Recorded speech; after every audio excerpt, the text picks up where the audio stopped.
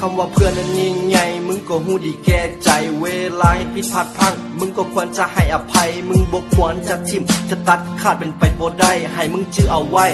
คำว่าเพื่อนนั้นอยู่ที่ใจเวลาเขาล้มมึงควรพยุงเขาขึ้นมาเวลาโศกเศร้าควรเฮ็ดให้เขานั้นเฮฮาเวลาเขามีน้ำตามึงควรจะอยู่ข้างๆเวลาเขารู้สึกอ้างว้างหมดหนทางจะเดินต่อมึงควรบอกเขาอย่าเฝ้าโทษอย่าเฝ้าโทษชีวิตบ่ได้หมดเท่านี้ความหวังยังมีจงเดินไปต่ออย่าไปง้อโชคชะตาตื่นสมากับมือใหม่อยากเฮ็ดหยังก็เฮ็ดโลดมันบ่มีคำว่าสายชีวิตมันเกิดมาจากมือมันต้องไม่ตายถ้ามือใดมึงรู้สึกโศกเศร้าและเดียวดายอยากให้หูมึงยังมีเพื่อนที่จะซอยมึงได้เพราะคำว่าเพื่อนนั้นสำคัญและมันมีความหมาย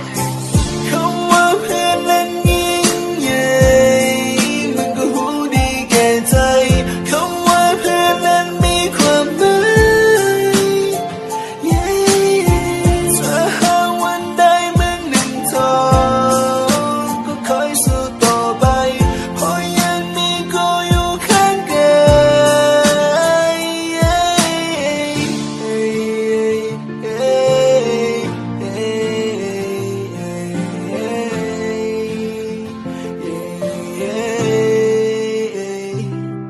เพื่อนกินนั้นหาง่ายเพื่อนตายนะหายากได้ทับบ่เริ่มจากเพื่อนกินแล้วจะมีเพื่อนตายมันก็ยากนิสัยบ่เข้ากันมันบ่แม่นเรื่องใหญ่ผิดกันเป็นเรื่องเล็กน้อยจะตัดขาดกันเป็นไปบ่ได้ให้หูไว้คำว่าเพื่อนมันบ่มีคำว่าเลิกมันบ่คือคำว่าแฟนคบกันแป๊บเดียวเดี๋ยวก็เฮิร์ตอยากบอกให้มึงหูและให้มึงเข้าใจเพื่อนกินที่มึงนั้นมีจากมืออาจเป็นเพื่อนตายมึงได้ก็บ่ฮู้ก็บ่เห็นก็บ่ได้สนใจผู้ใดไม่ใช่กูกับมึงที่สนุกและสนานเบิกบานมันซึ้งกันไปถ้ามึงโศกหรือมึงเศร้าบ่ต้องไปคิดเดี๋ยวมืออื่นก็เริ่มใหม่และกูอยากบอกให้มึงฮู้สำคัญคือมึงยังหายใจบอกเอาไว้ให้มึงชื่อนี่แหละคือชีวิตบนทางลมลุกคุกคานบ่ต้องไปเชื่อว่าฟ้าลิขิตก็ชีวิตมันต้องเดินต่อไปตามแต่มีเพื่อนข้างๆเขาจะสู้กันไปคำว่าเพื่อนนั้นยิ่งใหญ่มึงก็หูดีแก่ใจคำว่าเพื่อนนั้นมีความหมาย